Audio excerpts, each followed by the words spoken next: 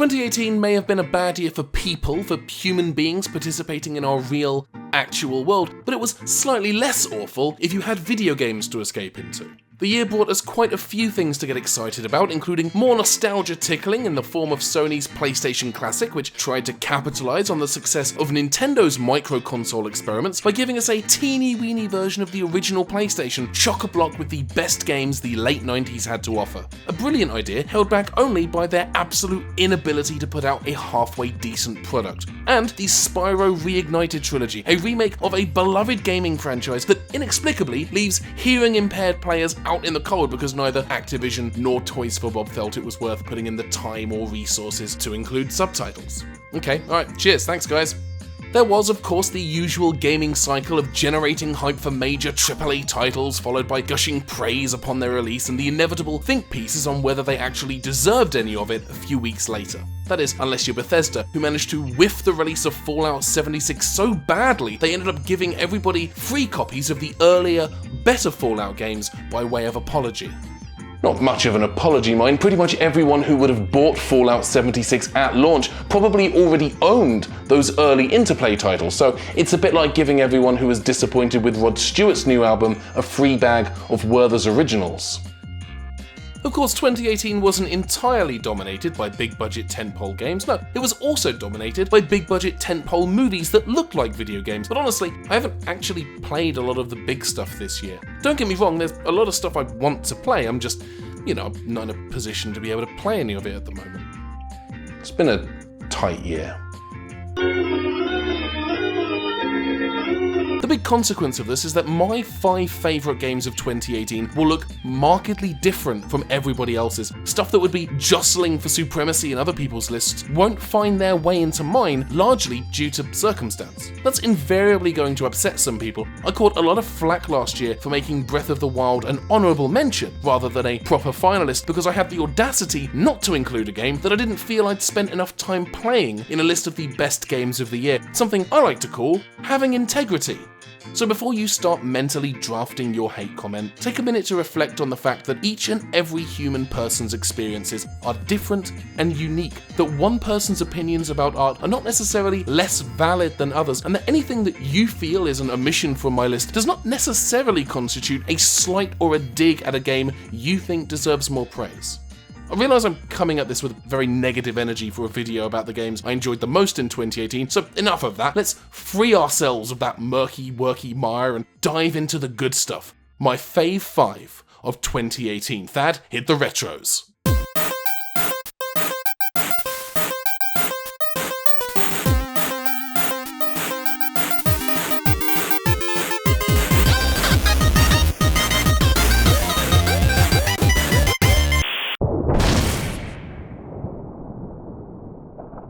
This isn't a game I was particularly interested in playing. Indeed, the Mario Party series has never been a favourite of mine. If I wanted to tally the number of times my friends and I won at games of skill before handing a final grand prize to someone determined more or less at random, I'd run for president. But one of my roommates expressed an interest, and so we picked it up. Shockingly, it turned out to be one of the most enjoyable experiences of the year, a collection of Mario-themed board games used as a delivery method for a bunch of minigames that are fun and, at times, quite challenging. The decision to exclusively use the Joy-Cons is gently frustrating, particularly if, like me, you have as many as 4 Pro Controllers lying around. I like keeping them out on display, it gives the impression that I actually have friends. But the focus on the Joy-Con makes sense when you remember that quite a lot of these games have Wii-style motion controls. Yes, there's a mass audible tutting coming from the audience at this point, but these are genuinely fun games. I've enjoyed them, and I continue to enjoy them into the new year.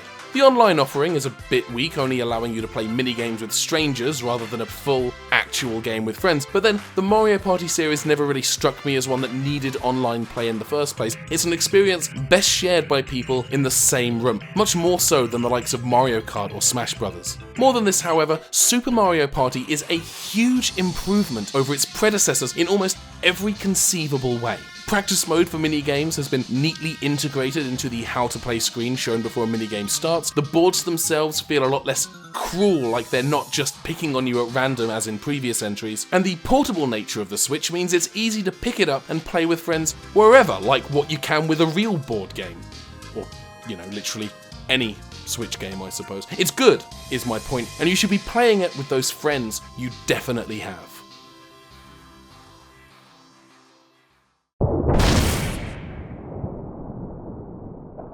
Team 17 have been around for almost 30 years, and I'm old enough, and indeed English enough, to remember the stuff they were putting out way back when they first started releasing games. In fact, I've looked at ports of some of their 90s titles on the show before. I've covered the Worms series almost as often as I've covered Doom. I've looked at both the original version of Super Frog and its disappointing HD remake, and more recently I've taken to trying to squeeze in footage from their forgotten 90s beat-em-up, Ultimate Body Blows, into episodes of the show whether it's relevant or not. Like here, where it has virtually nothing to do with the game I'm actually talking about. The point is, I've been a fan of Team 17 for a very long time, so I can pretty accurately pinpoint when it was that the company began to lose its way. Shock revelation, it was actually before the release of Army Men Major Malfunction, hard though that may be to believe. I mention this because Yoku's Island Express feels the most like the sort of game Team 17 were making before their slump in the noughties, the kind of game that you can imagine them putting out for the Amiga back in their pre-Worms days. Team 17 have actually done a pretty good job of recapturing some of the charm and fun from their glory days by publishing titles like The Escapists and Overcooked, but this is the first game they've put out in a long time that sets a mood that pulls you into its world and makes you want to explore it,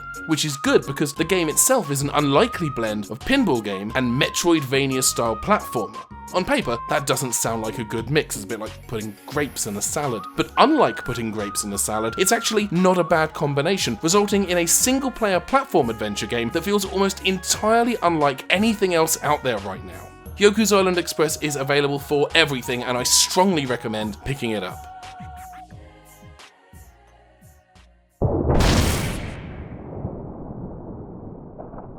I've been musing lately on when indie developers were going to move past the 16-bit nostalgia and into the 32-bit PS1, N64 PC space, and while Dusk isn't the first game to try and mimic the look of mid to late 90s 3D offerings, it may be the first to capture the feeling of the era. Recreating the audio-visual feel of the 90s is one thing, and we'll definitely come back to that in a moment, but it's another entirely to recreate that feeling you got when you first played a game like Quake. Everything in Dusk, from the way your character moves to the map design, which features no shortage of era-appropriate secrets and double bluffs, is pitch perfect. At times it feels like this game fell through a time vortex from the mid-90s. Like, I shouldn't even be playing the game unless I'm wearing a Star Wars t-shirt and drinking a carton of Ribena. Oh, I do that anyway, okay, never mind. That look and feel thing, by the way, is a pretty big deal. There's no shortage of games that try to mimic a 16-bit aesthetic, and most of the time they just sort of make it look a little bit pixely. That's fine, and it works well enough because the memory cheats, which allows developers to get away with having their games do stuff that the hardware of the era wouldn't actually be capable of. Make something look vaguely pixelated, and that's more than half the work done. Nostalgia will take care of the rest. That's not an issue with 3D games, however, because developers have much more control over how the graphics are actually going to appear on the screen, and Dusk goes to great lengths to give the player as much control as you want to make the game look however you like. You can have crisp, clear 1080 high definition, or you can crank up the pixels to give it that 320 by 200 DOS aesthetic. You can turn texture smoothing on or off, which is akin to deciding between a software-rendered Quake look or a hardware-rendered Quake 2 aesthetic, or between PS1 and N64 if you're a console person. Dusk gives you so much control over how old school you want this game to look, right down to the colour palette it uses. Couple that with the game's brilliant level design and you have not just the best retro-themed game of 2018, but possibly the best first-person shooter of the entire year.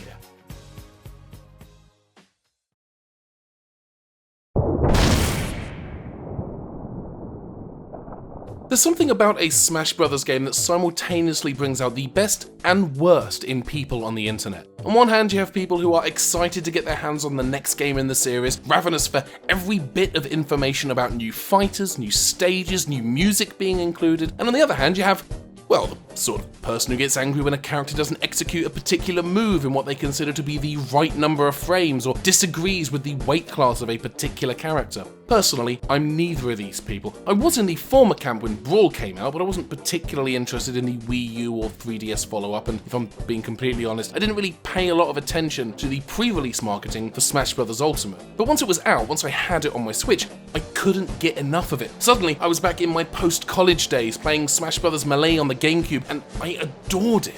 The decision to start you off with the core 8 characters from the N64 Smash Bros. And drip feed you new characters as you go has been controversial among the Smash Bros. Elite, which by the way is a thing I didn't know existed until this game came out. But spending 3 days unlocking everybody was a real joy for me. I don't think I've spent that much time playing one game non-stop since Mario Kart 8 Deluxe first dropped. Super Smash Bros. Ultimate is one of many games that had me glued to my Switch towards the end of 2018. It very quickly became a go-to party game, unseating even Mario Kart 8 from the top spot. I genuinely do not care if King K. Rool is overpowered or if Waluigi deserves a spot on the core roster, though if I have to be honest, I don't think he really does. My feeling, ultimately, is this is a damned fine game to play with friends, even if they're the sort of friends who bring this me into the fray.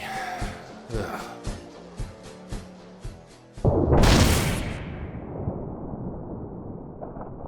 Alright, look, this is a decision that's probably going to piss off, well, almost all of you, I imagine, but before you smash that dislike button and leave an angry comment about how I've left Gun Wrangler or Curse of the Dragon Curse off of this list, and again, I refer you to my comments at the top of the video, consider for a moment the sort of game that has made up my Fave 5 of 2018. Of the previous games, 2 are single-player experiences, while the other 2, and now 3 with Jackbox 5, are multiplayer games. And that's easily where my gaming stop has been this year. Games I can play with people, with friends, with family. And because the game uses your own mobile phone as the controller, my friends and family don't even have to know how to hold a gamepad, let alone use one. Well, previous Jackbox party packs have definitely checked that box. No previous pack has been quite the success that this 5th pack has been. Every game is near perfect. You Don't Know Jack has been retooled to support up to 8 players and makes much better use of the mobile controller than its Pack 1 predecessor did. Split the Room is a fun and challenging fill-in-the-blank game that is as funny as the people you play it with and just as rewarding.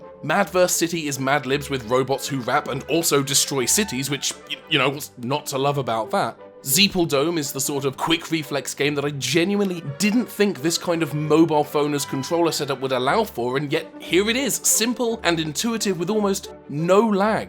However, the breakout hit of the pack, for me at least, is patently stupid. My favourite games in these packs have always been the ones which require more interactivity from its players. Games like Pack 3's Faking It and Pack 2's Bomb Core, but Patently Stupid has you coming up with ridiculous problems, then concocting equally ridiculous products to solve these problems, and pitching them to the other players. Alright, ladies and gentlemen, we know in this fast-paced world sometimes you just want to slow down, and we like to think, if it ain't broke, don't fix it. Why do a new idea when you can do an incredibly old idea? Presenting Tar! Yes, that's right. We call it the bucket of tar. Hey, why don't you stick around?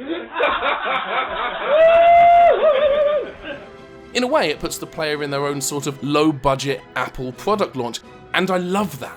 I love seeing how my friends have come up with cool and interesting ways to pitch their nonsense inventions to the group. That alone has been the root of so much fun in 2018 that it's impossible for me not to make this my favourite game of the year. 2018 was a bad year, another in a string of bad years. If you're watching the news or following current events, it can feel like the world is filled with too much hatred and not enough hope. That is why, for me, I've played games that have brought people together. Games like Jackbox Party Pack 5 or Super Mario Party, or even games that didn't quite make the list like Overcooked 2. Games where I get to have fun with my friends, because at the risk of sounding like an absolute hippie, we need that right now. It's essential, now more than ever. That's not to say single-player experiences like Spider-Man no longer interest me. No doubt I'll end up picking this one up when the inevitable Game of the Year edition comes out later this year, but given the world that we live in, these multiplayer experiences are far, far more important to me. In a world that constantly strives to pull people apart, it has never been more crucial to find the things that bring us together. So that's what I've focused on. That was my gaming year in 2018. 2019 might be different, I hope it is. Certainly I hope it's better. For me and for you.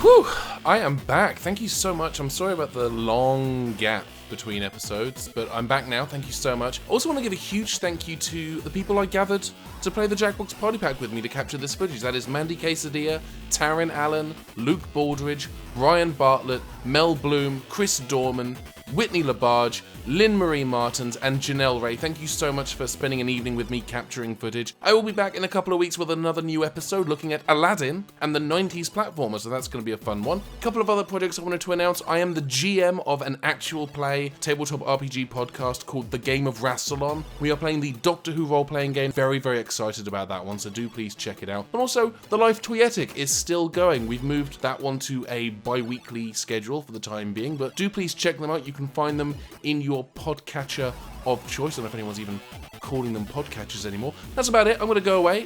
Thank you so much for watching. Glad to be back. And make this year one to remember. I will see you again in a couple of weeks.